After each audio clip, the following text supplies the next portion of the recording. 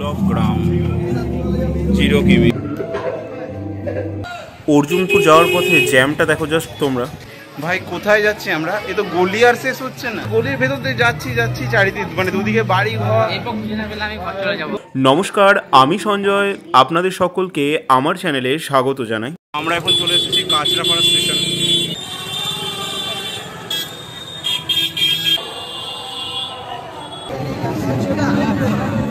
নেমেছি দমদম জংশন। এখান থেকে দমদম ক্যান্টনমেন্ট যাব। ওখান থেকে আমরা সবাই ক্লাবটা একটু কাছে পড়ছে।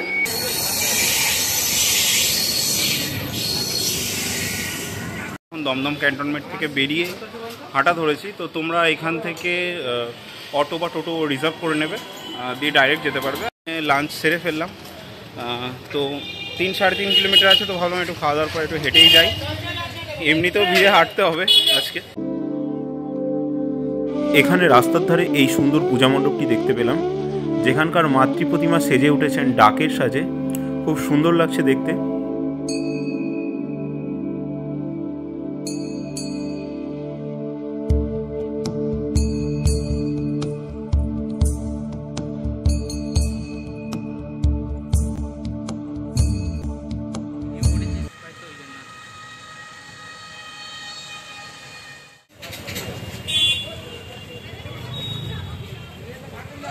অর্জুনপুর যাওয়ার পথে জ্যামটা দেখো জাস্ট তোমরা। এই মোড়ে ঢুকেই দেখা যাচ্ছে প্রচন্ড জ্যাম লেগে গেছে।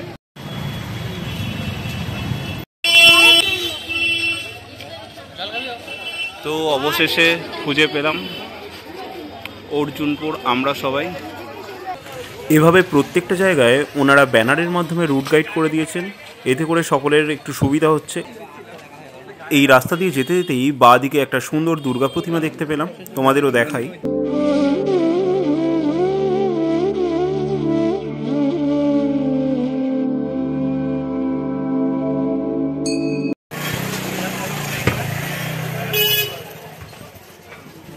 একটা জিনিস বুঝতে পারছি না, মানে এত গলিগুলির ভেতর দিয়ে যেতে হচ্ছে। মানে রাস্তাটা একটু ভুলই গেছিলাম আমরা ফার্স্টে, আবার ব্যাক করে এলাম। আর মানে গলি আর শেষ হচ্ছে না।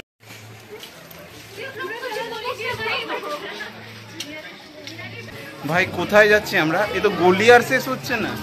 হ্যাঁ সত্যি, মানে গলির ভেতর দিয়ে যাচ্ছি চারিদিকে, মানে দুদিকে বাড়ি ঘর।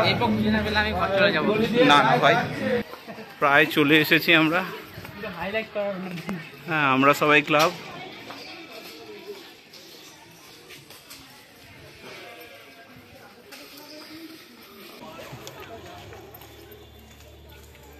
এই রাস্তা দিয়ে যাচ্ছে, সবাই একটাই প্রশ্ন করছে আর কি, যে কোথায় যাচ্ছি আমরা। আমরা দিক পেয়ে গেছি, একটা ব্যানার দেখতে পেলাম রাস্তার মাঝখানে, যেখানে দেখা রয়েছে আমরা সবাই ক্লাব এইদিকে।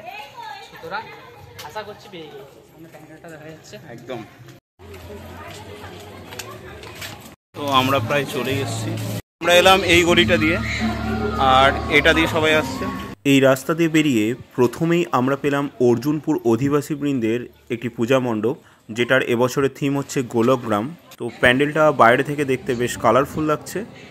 তো চলো ভেতরে গিয়ে দেখা যাক। যেটুকু দেখে মনে হচ্ছে কি পুতুল নাচ টাইপের কিছু হবে বোধহয়। বাইরেটা এরকম কালারফুল আছে প্যান্ডেলটা।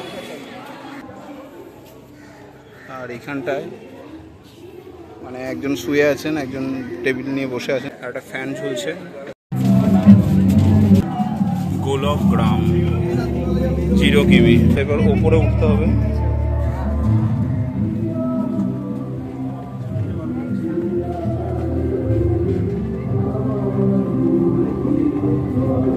বাহ, এইভাবে ঘুরে ঘুরে নিচের দিকে সবাই যাচ্ছে। গোলক গ্রাম, ওই জন্যই নামটা গোলক গ্রাম।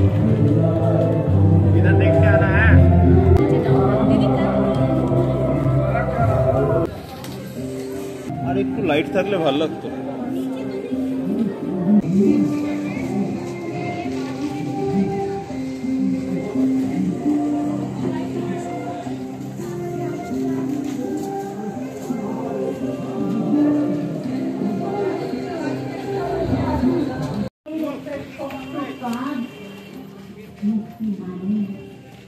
বাহ, এই অংশটাকে দেখো তোমরা, জাস্ট অসাধারণ লাগছে।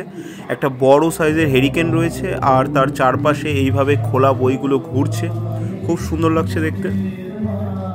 বলতে গেলে ভেতরের এনভায়রনমেন্টটা সব থেকে বেশি ভালো লাগছে, একটা হালকা মিউজিক আর তার সাথে এত সুন্দর আলোর ব্যবহার।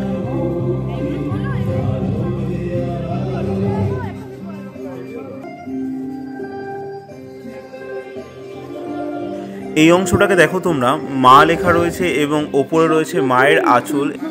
আর বাঁ দিকের এই অংশটা দেখো, ওপরের যেখানে ঝাড়বাতি দেয় অন্যান্য প্যান্ডেলে, এখানে ঝুড়ি ইত্যাদি দিয়ে ঝাড়বাতি তৈরি করা হয়েছে। আর প্রত্যেকটা বড় বড় কুলোতে মা লেখা রয়েছে, গামছা ইত্যাদি ব্যবহার করা হয়েছে।